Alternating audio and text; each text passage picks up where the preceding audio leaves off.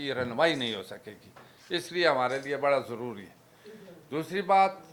हम अशरा रहमतुल्लिल आलमीन मना रहे हैं और ये पूरे यानी 10 दिन पर ये अशरा होगा, 12 दिन। तो 12 दिनों में तकरीबन कोई ऐसा शख्स नहीं होगा कि जिस तक पैगाम न पहुँचे और वो शरीक ना हो सके। ये आम ओपन एक दावत है सब के लिए कि वो शरीक हो सकते हैं। हमारी जो सीरत कॉन्फ्रेंस यहाँ मरकज़ी जो कैपिटल में इस्लामाबाद में मुनक़िद की जा रही है, इससे हटकर सूबों में भी होगी। हमने सूबों के वज़रा को और सेक्रेटरी साहबान को यहाँ दावत दी, वो यहाँ आए,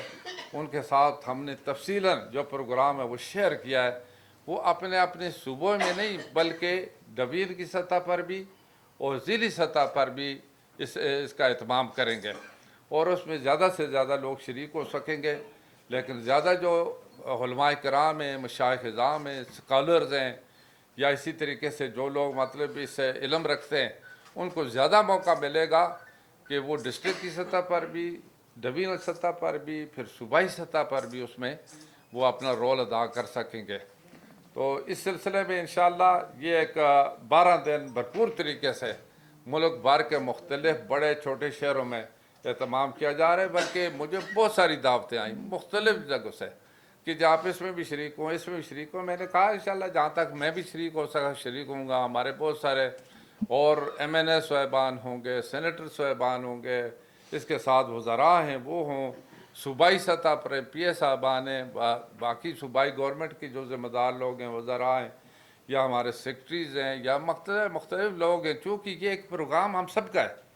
इसमें सभी जितने भी हो वो शरीक होंगे जिस हद तक, अगर जिसको ये मौका मिला तो उनके लिए भी बहुत बड़ी एक सादत की बात है। जी शुबा ये ऐसा हसन कदम है जिसकी जितनी भी तारीफ की जाए कम है, क्योंकि ना हो इश्क मुस्तफ़ा तो ये ज़िंदगी, और मौजूदा सूरत हाल में ये बहुत ज़रूरी था सरकार से उसका मैसेज आए। मेरा थोड़ा सा डिफरेंस क्वेश्चन है हज के हवाले से कि अमूमन मुल्कों को जो कोटा मिलता है उनकी आबादी की तनासब से मिलता है और हमारे नए सेंसस आ चुके हैं और वो कैबिनेट ने भी मंजूर उसको कर दिया है। तो क्या आपने सऊदी अरब से इस हवाले से ये मामला उठाया है कि हमारी जो तादाद है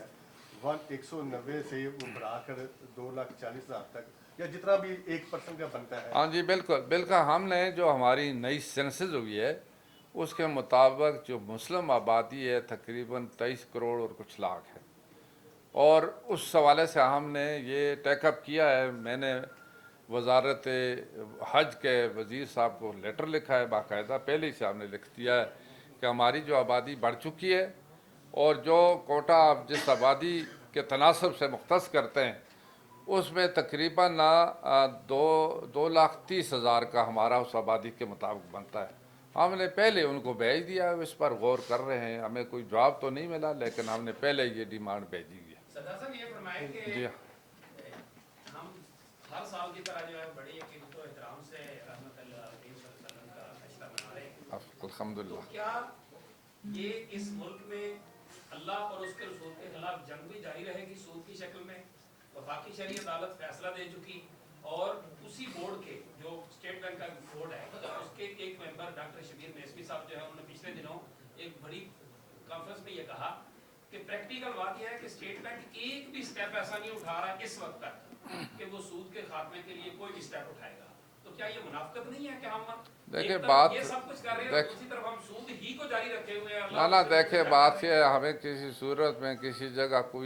किसी जगह ये माफ़ी तो नहीं है किसी मसले में जो अल्लाह और अल्लाह के रसूल सल्लल्लाहु अलैहि वसल्लम का हुक्म है। ताहम इस सिलसिले में जदोजहद जारी सारी है। आपको पता है कि पिछली जो 26वीं आइनी तरमीम हुई थी उसमें भी ये अमेंडमेंट लाई गई है और उसमें ये यकीनदानी कराई है कि 2028 तक यानी एक सूद से पाक एक माशी निज़ाम लाएंगे। तो जब इस दफ़ा बजट पेश हुआ तो मैंने अपने वज़ीर ख़जाना से बात की तो उन्होंने कहा कि हमने हदायत दी हुई है, जो बैंकों को हदायत दी हुई है और जो कन्वेंशनल बैंक है वो इसको कन्वर्ट कर रहे हैं। बाकी इस सिलसिले मतलब में कन्वर्ट कर रहे हैं क्योंकि अमेंडमेंट आपको पता है उसमें 2028 तक ये मौका दिया हुआ है। ताहम बिल्कुल हम भी इसके लिए काम कर रहे हैं। वजारत मजहबी अमूर की तरफ से या हमारी जो ज़िम्मेदारी है इस तरफ से हमारी तरफ से हमेशा ये बात पॉइंट आउट की गई है, हमने की है, कोई अगर किसी ने की या नहीं की, मैं ज़ाती तौर पर शुरू से ये बात उठाता रहा हूँ कि सूद की कोई गुंजाइश इस्लामी माशी निज़ाम में नहीं है। और मैंने 1992 में भी तकरीबन उसके ख़िलाफ़ वोट दिया, और उसके बाद किसी मौके पर भी कोई मौका मिला, इस दफ़ा भी अमेंडमेंट 26 से भी अमेंडमेंट आई थी तो मैंने भी जमा की थी, और उसमें सेनेट से मुझसे पहले ही चूँकि जमीयत उलमा इस्लाम की तरफ से आ गई थी तो वो पास कर दी थी, तो ऑटोमेटिकली वो बिल पास हो गया। लेकिन हमने अपनी तरफ से कोशिश की और करते भी रहेंगे। बताइएगा कि आपने जैसे अशरा मनाने का ऐलान किया है और सोशल मीडिया की जिम्मेदारियों का जो आपने उन्वान रखा है, आप नहीं समझते कि वज़ारत मज़हबी अमूर में एक इंतहाई अहम मसला जो उम्मत मुस्लिम को दरपेश है, गज़ा का मामला, जो इस वक्त सूरत हाल जिस पर पूरी दुनिया चीख रही है कि अशरा रहमतुल्लाह अलमीन को उसके साथ कम से कम मंसूब किया जाता और गज़ा की जो मजलूम है उनके साथ इज़हार यकजहती इस तरह से किया जाता कि सीरत कॉन्फ्रेंसेस में उनकी मजलूमियत जो है वो बयान होती और ये मसला जो है कौमी सतह पर और बैनुल-अक़वामी सतह पर उजागर होता। नहीं, तो इस वाले से कोई किसी जगह नहीं, बहुत सारी जगहों में चाहे किसी किस्म की तकरीबात होती हैं, गज़ा के हवाले से लोग बात ज़रूर करते हैं, क्योंकि हर साल एक मौजू जो मुख्तस किया जाता है, इस दफ़ा पहले से यानी तय कर दिया गया था, मुझसे पहले तय कर दिया गया था, तो ये भी एक बहुत अशद ज़रूरी है। क्योंकि देखें, जो गज़ा के मज़लूम हमारे भाई हैं या फ़लस्तीन के भाई हैं, तो वो तो अरसे से पाकिस्तान तो हमेशा उनकी हिमायत भी करता रहा है, उनके हक़ में आवाज़ भी उठाता रहा है। अभी भी OIC की जो मीटिंग है, हमारे वज़ीर ख़ारजा डिप्टी प्राइम मिनिस्टर वहाँ गए हुए हैं, तो पाकिस्तान की न सिर्फ हुकूमत बल्कि पाकिस्तान की पूरी कौम जो अपने फ़लस्तीनियों भाइयों के साथ हमेशा से खड़ी भी रही है, अब भी है, और गज़ा के मज़लूमों के साथ भी है। जी शहरियार साहब जी। सवाल ये सर, सोशल मीडिया का जिस तरह आप जिक्र कर रहे हैं, इसका पता नहीं क्या एंगल क्या होगा आपका, इसका इस साल की थीम का। मैं ये सोच रहा हूँ कि जो इस वक्त लोगों के हाथ में मोबाइल होता है, कोई इस्लामी हवाला लेना हो, कोई रेफरेंस लेना हो या कोई हदीस चेक करनी हो, तो लोग उठाते हैं और उसको चेक करते हैं, लेकिन इसके ऊपर बेशुमार ऐसा मवाद मौजूद है जो दुरुस्त नहीं है। उस हवाले से आपकी वज़ारत का क्या किरदार होगा कि सोशल मीडिया के जरिए इस्लाम की तरवीज अहादीस और सुन्नत को फैलाने के हवाले से? हाँ बिल्कुल, बड़ा अहम सवाल है ये, उसी हवाले से भी है। बहुत सारे ऐसा मवाद है जो बिल्कुल जिसमें कोई उसका रेफरेंस नहीं है, कोई उसकी तस्दीक नहीं है, और बग़ैर तस्दीक के वो आगे फैलाया जा रहा है जिसका कोई तलक नहीं। इसी वजह से यानी ये बड़ा अहम मौजू भी रखा गया है। और फिर आपने हमने सब ने सुना है कि हदीस का मफ़हूम भी ये है कि आदमी के लिए ये भी नहीं है, इजाज़त नहीं कि कोई बात जो उसने सुनी है बग़ैर तस्दीक के आगे भेज दे, आगे फैलाए, उसके लिए इजाज़त नहीं, वो भी झूठ के ज़ुमरे में आती है। जब तक उसको तस्दीक न करे उसके बाद उसको आगे भेजे बेशक से, अगर तस्दीक हो गई, सच है, हकीकत है, सारा है, फिर उसको आगे भेजे। लेकिन मौजूदा दौर में यही तो बहुत बदकिस्मती की बात है, जो भी अगर ख़ास तौर पर सोशल मीडिया की जो बात कोई सुनी सुनाई बात होती है आगे भेज देते हैं, ठीक है ना। ये इस्लाम में इसकी कोई इजाज़त नहीं है। तो इसी वजह से ये एक बहुत बड़ा इशू इस वक्त जो है माशरे को सुधारने के लिए ये ज़रूरी है कि इसके हुज़ूर पाक सल्लल्लाहु अलैहि वसल्लम की तालीमात के मुताबिक अमल दरामद होना चाहिए। जी उस्मान साहब समझ जी ये सवाल है कि शरियात भाई की सवाल की जाती लेके चलूँगा सर कि आपके पास ये जो सोशल मीडिया पे तौहीन मज़ाहिब, तौहीन अहले बैत, तौहीन सहाबा, आपने एक डेस्क भी बना रखा है, उसकी ये परफॉर्मेंस बता दें सर कि उसमें आपने कितना मवाद FIA को कह के जो गुस्ताखाना मवाद है या जो इस्लाम की वो की जा रही है उसमें कादियानी फैक्टर भी है कि वो भी बीच में काम करें, तो उसमें सर आपने